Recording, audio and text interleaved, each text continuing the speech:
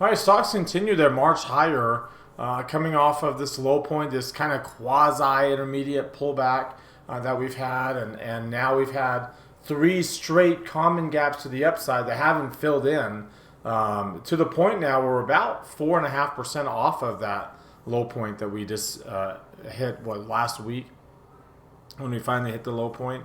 So we're about 4.5%. We've had a pretty strong movement.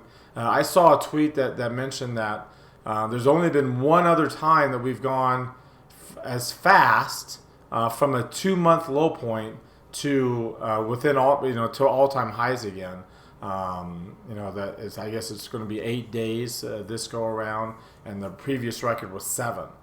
So it's like that's a significant move to the upside in a very short amount of time.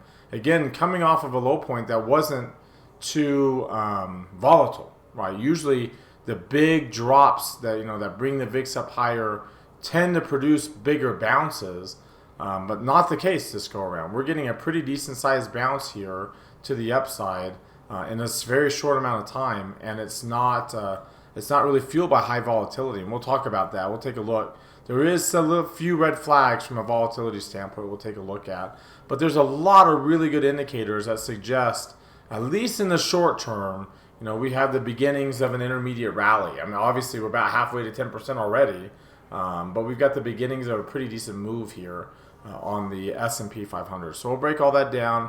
What's driving it today? What's driving it today has really been driving it for the past few months. So we'll take a look at that. We'll take a look at what's going on, of course, in the dollar and yields and commodities. They're telling a very important story that we need to pay very close attention to in terms of our risk appetite for equities, and which right now is actually there. But again, the issue is how much those assets that three-headed monster is going to work in our favor. So we'll take all that, break all that down, take a look at our trade idea of the day for a bullish trade in the direction of this market trend. So let's go ahead and get started. Today is Wednesday, January the 22nd, 2025. This is the Market Outlook from MarketScholars.com. My name is David Settle. Before we get going too far, I invite you to subscribe to our YouTube channel. This icon here, the red subscribe button down below. Click the thumbs up icon to like our video. Comment on anything that stood out to you today. Join our website on MarketScholars.com for free. Follow me on Twitter for more content between the videos, and join our Market Outlook Facebook group that we've created. If you're watching us here on our blog, check out some of these other things over here on the right, including our Market Outlook live videos where I take a look at old Market Outlook trades, see whether we should stay in them or get out of them. We also put on today's trade idea before the market closed. So click on this image to get there. You can also just come up here to Market Outlook Live Trade Review. Come down to the bottom, click this heart. It opens up this tab. Hit that like button there. Same thing here. Click on this image. It takes you to this page. Hit that like button. The more you do that, it helps get our content out to all of our followers on these platforms. That's why I always ask. It's a big deal to us, so it goes a long way. So thank you to those who do that day in and day out. Those who don't, you can do it right now while you're watching with 1 or 2 really easy clicks. All right, let's start off taking a look at the S&P 500 with the market forecast indicator. As you can see, we obviously rallied today up about 0.6% off the highs, but that's okay. We're still okay. We had a small range, but it was coming off the gap. In fact, we kind of did the math today in our class, in the technical analysis class. We're up about 25 points, I believe, on the S&P. Maybe it was SPY, but the move from here, from the close all the way up to today, 78% of that move came in the after-hour session. So very, very small moves during the day, and again, a large, probably a little bit less than 78 now that, or maybe actually a little bit more than 78 now that this body's smaller than it was during class. So in other words, a very large percentage, 0.75% at least, of the rally from the close on January 14th. This is a 4% move, and yet most of it occurred after hours. Hence the gaps, right? And we've had tons of, you'll see that in a second, tons of gaps. But we do have dark green shading, a green line again. We are 2% almost above the moving average. The intermediate line is crossing the bullish territory. It's crossing the market sentiment line. The near-term line remains above the 80th percentile and is now above the 90th percentile for a couple of days. So this is all really, really good for the S&P 500 on its market forecast chart. Of course, Today's move was led higher by the NASDAQ up 1.33%. Also has dark green shading in the green line. It's intermediate line crossing above the midpoint of the chart of the 50th percentile. Still below market sentiment. The near-term line is bullish, not as bullish as it is on the S&P. But you can see the improvement here that we're seeing in the NASDAQ. You take a look at the Dow Jones Industrial Average. It looks a little bit better too. Again, bear tag. The intermediate line's rising. You're almost above market sentiment. You can see there's our move today. We don't have the green line yet, but we have the dark green shading. Again, very strong near-term line. That's the Dow up 1/3%. Now the Russell's a little different because the Russell was actually down 2/3% today. Its intermediate lines crossed above 40 at least, still in the lower half of the chart. The near-term lines in the reversal zone. You're still below market sentiment on the intermediate line. But what's crazy here is, again, we got the bear tag yesterday and we didn't build on that. Like, we've been building on the bear tags from Friday. Most of these got bear tags on Fridays, and we've had 2 good up days. Well, we didn't have a good up day today. We only had 1 good up day that actually produced the bear tag here, and then a down day today. We're actually, like I said, down 2/3%, even though the broader market is actually bullish, and the NASDAQ was up 1 1/3%.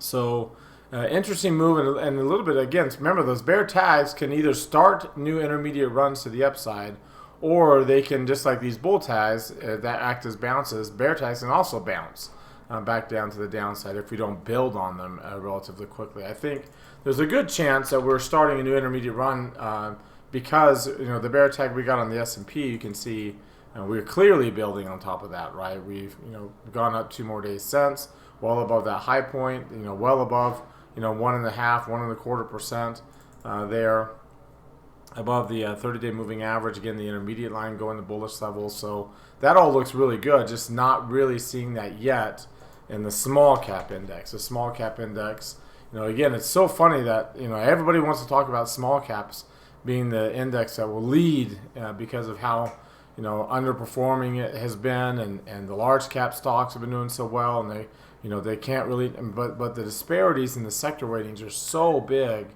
that it just, until those disparities get resolved by a bear market, which is how they get resolved, then, you're going to, large cap, mega cap names are going to be the ones that lead the markets, not small caps, as we can obviously see right now.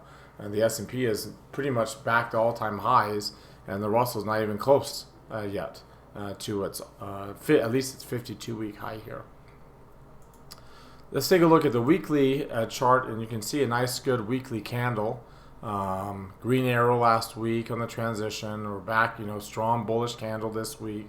PPO's turning back higher again. So this is all looking very, very good for the S&P 500. Again, the Russell 2000, not so much, but at least it's better, right? It's we are closing above the high right now on the Russell 2000, so that's actually a good sign for that. And obviously we're getting 3 green arrows everywhere across the board, multiple days.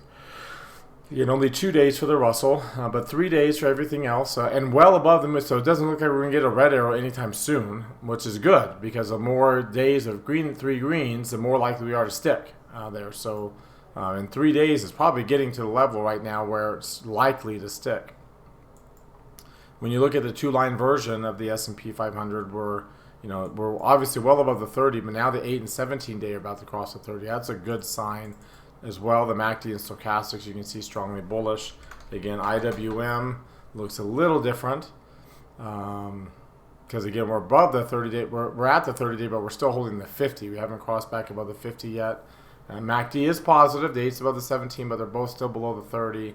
Stochastics and bullish levels. In fact, a lot of these indicators are showing bullish patterns. When you look at the DMI here, we're crossing over the negative, and we're above 30. Now, the problem is the negative indicator is not below 20 yet. It's still actually barely below 25.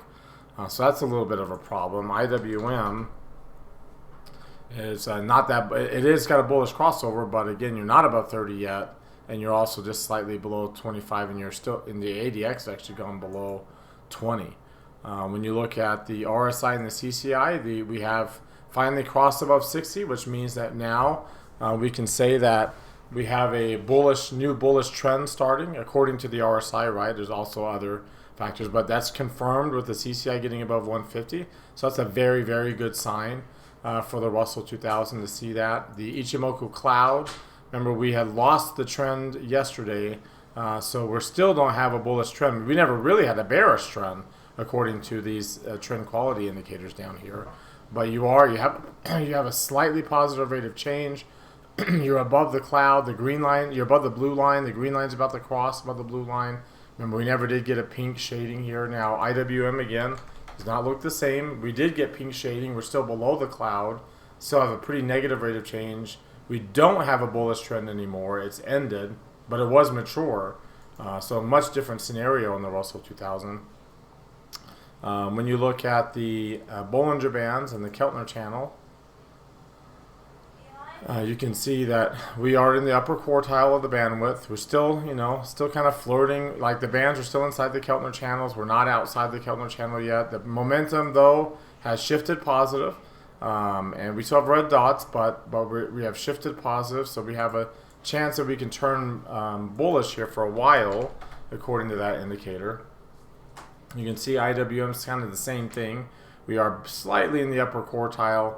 Still well inside the Keltner channels here, and momentum has shifted slightly positive on that as well. Finally, when you look at let's take a look at the intraday charts. So again, a higher high and a higher low, very small range. You can see that yesterday was a very small range, but both days were higher highs and higher lows and closing above the prior day's high. Even this one, same thing, higher high and a higher low, close above the prior day's high. But you can see after getting a quasi runaway gap here last Wednesday, we've had 1, 2, 3 gaps in a row, common gaps in a row that are not filling in yet, at least. New 4-week high point, as you can see, we're 2 days now, so lowering the probabilities of getting only a one touch there. So that's a good sign.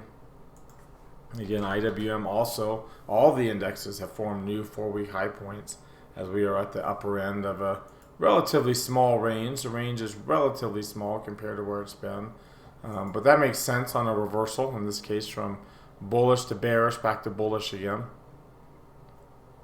The range you saw was really small. We do have to account for the gap, but 2.5 points for the intraday range. The gap here is 603. The low point at 605, so it's about a 2.25 point gap. So you're looking at about 4 3/4, so it's still way below the average. But since we're above the moving averages, that's actually okay. We want the ranges to fall. We want the volumes to fall because when these lines drop, that's bullish for equities. So that's a very, very good sign for the markets there. And then finally, the VIX. The VIX isn't necessarily looking the best. The VIX was actually up a little bit today. It's sitting right on a very low point, relatively speaking, the VIX 3M, which will limit the downside of the VIX when the VIX is that low on a relative basis. And the VVIX closed above 100. You'd think the VIX as low as it is, that we should be kind of around the 90s or maybe the mid 90s, but not at 100. So the VIX 3M remains pretty high for where the VIX is at 15. That's why we're down so low. The VVIX, which is the volatility of the VIX index, is also relatively high. It needs to be below 90 for us to be trending. We're there at 100. And then, of course, as I mentioned to you before, the skew.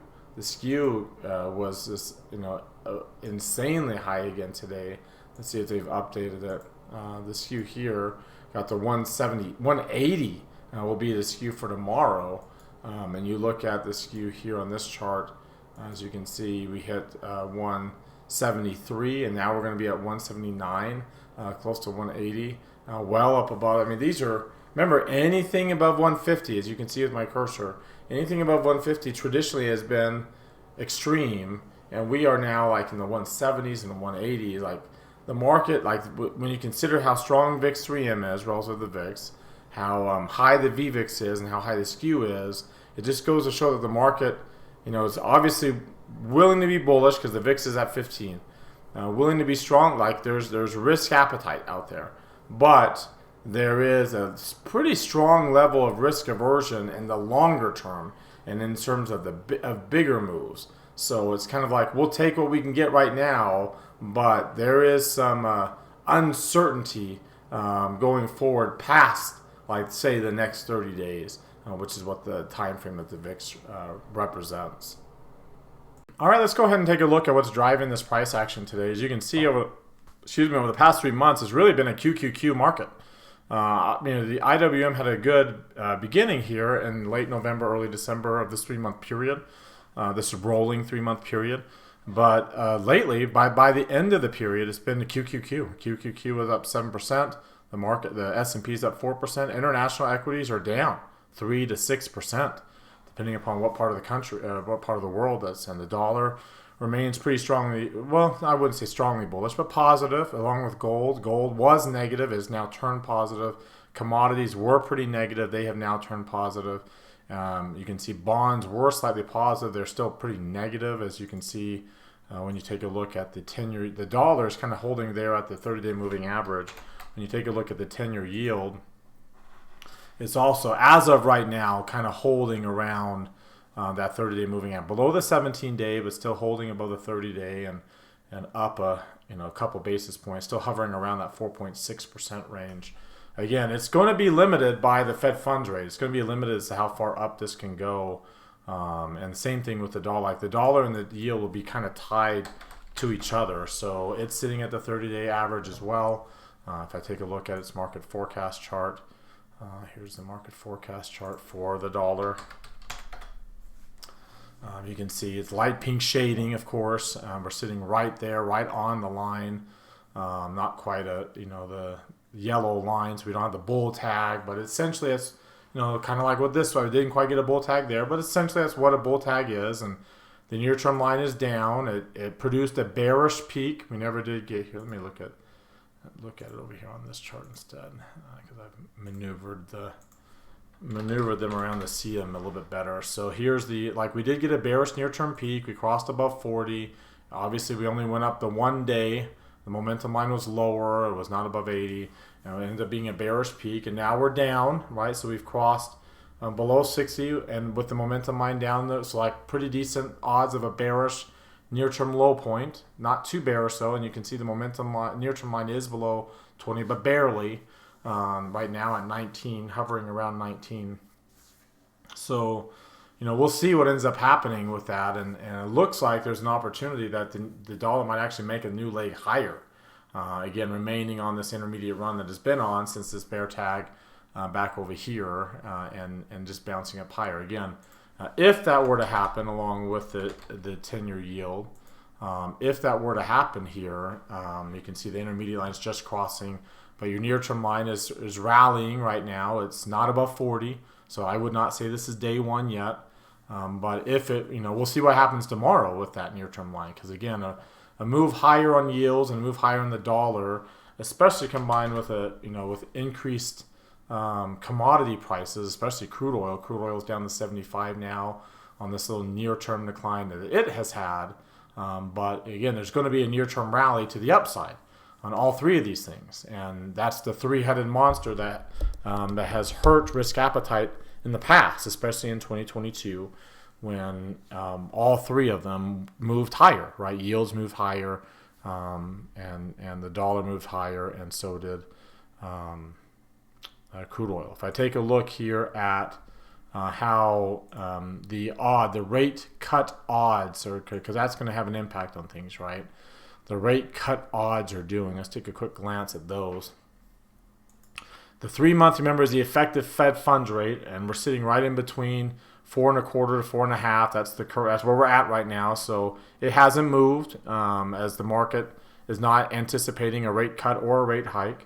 The 2-year is what sets the path for anticipated moves going into the future.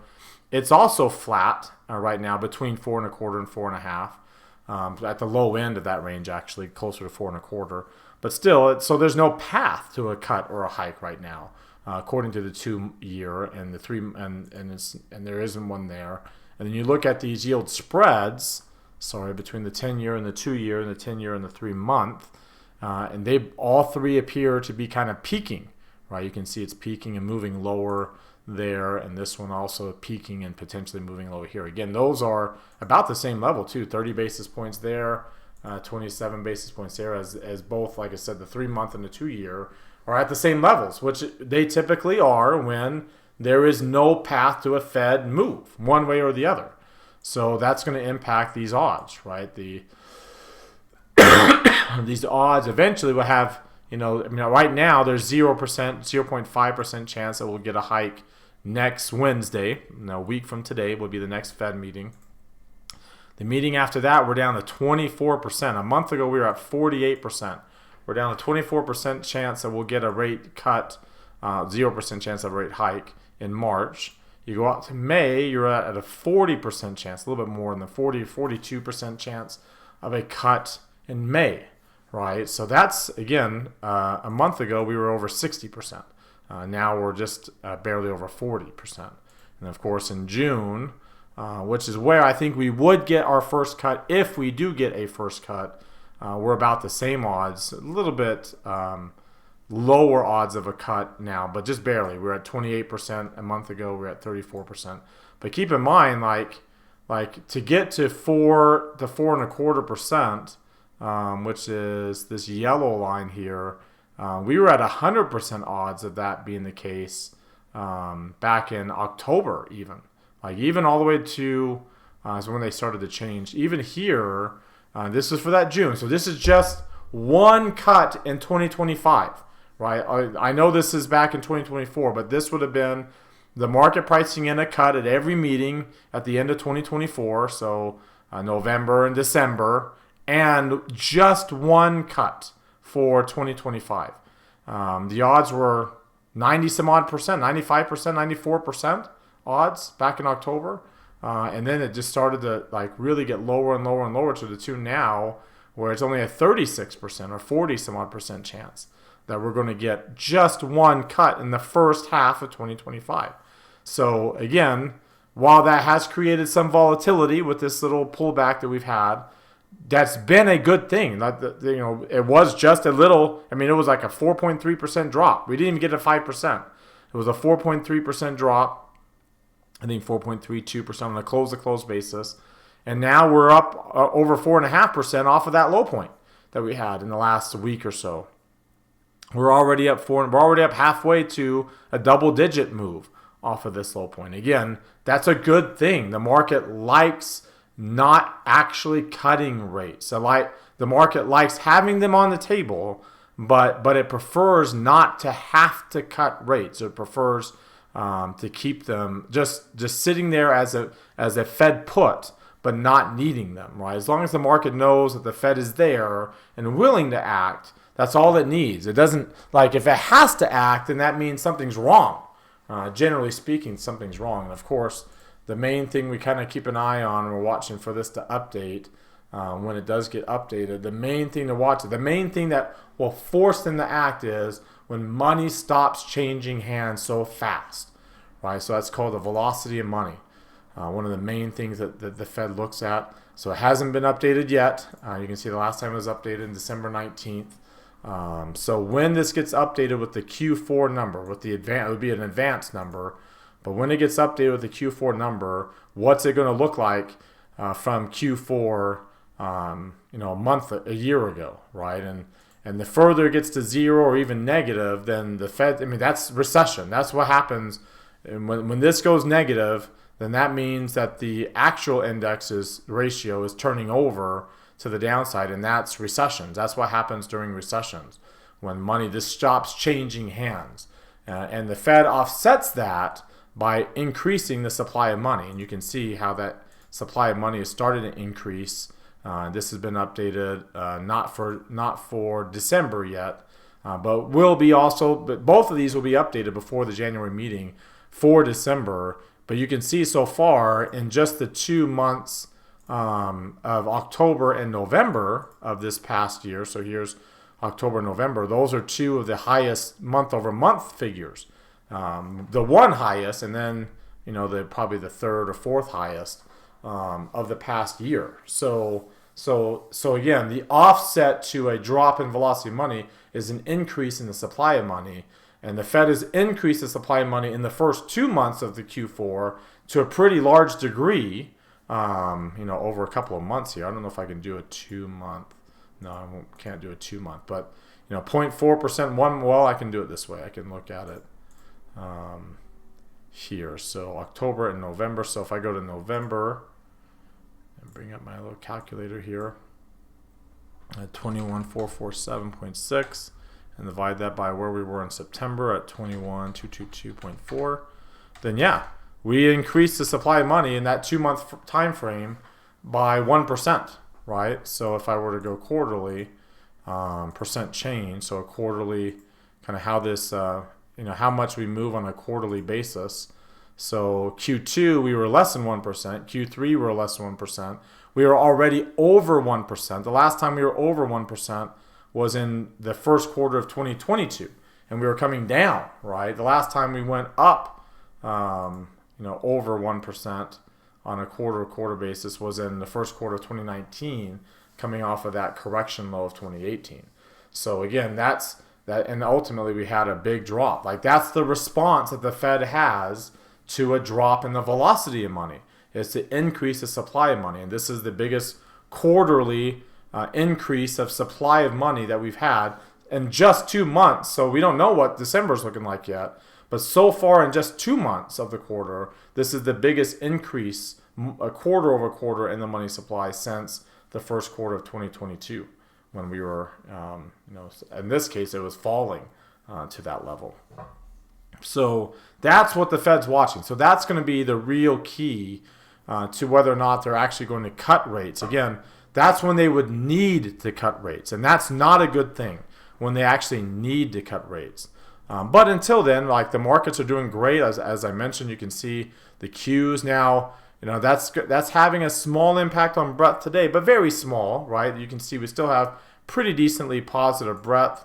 In fact, one of the big things I really like about the breadth move here is a big jump in the number of stocks above the 50-day moving average. It jumped above 50%. I don't like the skew being so high, but we jumped above 50%. So that means this ratio here really dropped pretty sharply. And that's generally pretty bullish when it drops below its average like this, and the average drops. That's a really good bullish sign when the average is dropping. It generally goes up when that happens. The problem is all these other drops got well below 1, right? 1's kind of like, that means that there's more stocks above their 50-day moving average than there is above the 200 when it drops below 1. That's generally like what happens, like, because when a stock is below both, it crosses above the 50 first before it crosses above the 200. So you'll generally have more above the 50 than you'll have above the 200. And then we start to rally. Then it starts to get lesser and lesser as more stocks eventually cross the 200 as well, and we get closer to 1. We didn't do that. We dropped to 1.15. So that's a little bit of a concern there. And again, like I said, the number of stocks jumped up above 50%, but didn't get above 300. And the same thing, number of stocks above the 200-day moving average jumped above 300, but didn't get back above here, where it obviously is clearly bullish above 350 in that area.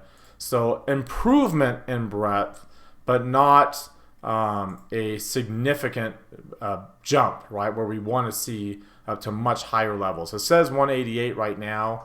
That's always off a little bit during while the market's open. You can see yesterday it was at 152. As of right now, it's not at 180, or as of right now, it's actually at 138, right? So we'll kind of keep our eyes on that. And those new lows are really low right now, but we'll keep our eyes on that to see we are above the average, but again, it's not necessarily a big, strong spike here in the number of new highs, right?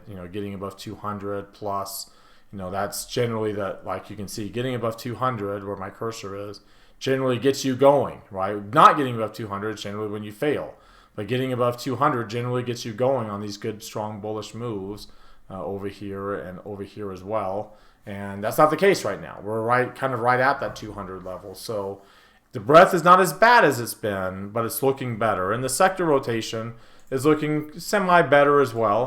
XLK, remember, this is our big, this is the big kind of proxy we watch for risk appetite, well above its 17-day moving average. So big improvement in the XLK. That's the new highs, right, on XLK. So really, really good improvement there. And then when you look at it relative to SPY. We're still below the 200-day moving average. So improvement, but not like over the top to where we can, we don't have to look behind us anymore. We can just go straight ahead, all steam, right? All engines forward, whatever, and let's go. We can get the market can really get going here. So we're not as bad. There's been strong improvement in breadth and in the rotation and the sector rotation, all of that. Especially today. Today is pretty much all about the technology sector. When I look at the sector comparison chart and just look at, so you can see XLY and XLC were the biggest winners going into today. But if I just look at today alone, then it is all technology. A little bit of XLC, but mainly technology. And that's, nothing, everything else is actually lagging. The interest rate sensitive area is lagging the most, but it's an XLK world today. And that's what's driving a lot of this action. All right, well, that brings us to our trade idea today on Kava Group Incorporated. You can see Kava has got a bear tag going today. It's up, 2.75% off the highs, but up 2.75%, up about 3.33% above the moving average. Getting a bear tag, like I said. Near-term line pretty strong. Hasn't been this strong for a while. The intermediate line finally coming out from below the 20th percentile and crossing above the market sentiment line at the same time. If you take a look at its weekly crossover or weekly chart, weekly Hakinyashi chart, you can see we're getting a green arrow, which means we're getting above the 10-week moving average. And you can see when you get the green arrows, they tend to be pretty bullish. And you're getting a bullish candle after some transition candles here. Getting a bullish candle, which is a good sign. The PPO is still pretty positive, so we're still got a pretty decent gap between that 10 and 40-week exponential moving averages there. Obviously, because of that bear tag, it also means we're getting 3 green arrows today. So that's a good sign. Pretty decent volume the last couple of days. Right about average. Will end up being a little bit above average most likely today. Just a little bit though. You can see we're above the 30-day, above the value area of the the volume profile. The MACD has turned positive. Not just the histogram, it turned positive a while ago, but now the MACD itself is positive. The 8 and 17-day, which means the 8's crossed the 17-day. They're close to crossing by the 30. The stochastics is at bullish levels there. If we take a look at some of these other oscillators on Kava, above 25 at least on the negative indicator, a positive indicator, below 20 on the negative. If we take a look at the RSI and the CCI, the RSI is above 50, not quite above 60 yet, but the CCI is well above 100, almost a 200, so that's a good sign. The Ichimoku cloud, we're still below the cloud, but we're above the blue line. Here, the green line is almost above the blue line, and we're very close to getting a positive rate of change. The bearish trend that we had is gone, so it's hit 0 there. And then finally, looking at the Bollinger Bands and the Keltner channel, the Bollinger Bandwidth is really, really low, so we've really squeezed on this sideways action. We've jumped into the upper quartile of the bandwidth. The bandwidth is starting to widen again as we push up against that upper band. We've gone from strongly bearish momentum now to bullish, and we're still red arrows, so we're close to a breakout move potentially on this. That's the idea. So with that idea, I went to do a long vertical spread. So we did a sell in February expiration, selling the 20 delta, low 20 delta, buying 1 strike away. That gives us let's go to a single symbol. It gives us about a $500, when we position size, about a $500 risk for this, and about almost 4-to-1 reward to risk. Again, not very much flexibility there, but about a 4-to-1 reward to risk ratio if this works out, and a very small risk according to that return if it doesn't. So it's set up for a speculative trade, and it's getting a speculative return to justify the small risk that we take on our directional trade ideas. There's our trade for today. All right, well, that does it for today. You've heard from me now. Now I want to hear from you. Use that link popping out in the top right corner of your screen that takes you to our Market Outlook forum. Open up any new thread with any questions or comments you have. Reply to anybody else's thread, and let's keep this conversation going in between videos. Again, thank you very much for watching. Remember, subscribe to our YouTube channel. Hit that thumbs up icon. Comment on the video. Join us on MarketScholars.com for free. Follow and like us on Twitter and Facebook as well. Have a great rest of your Wednesday night, everybody, and we'll see you all tomorrow.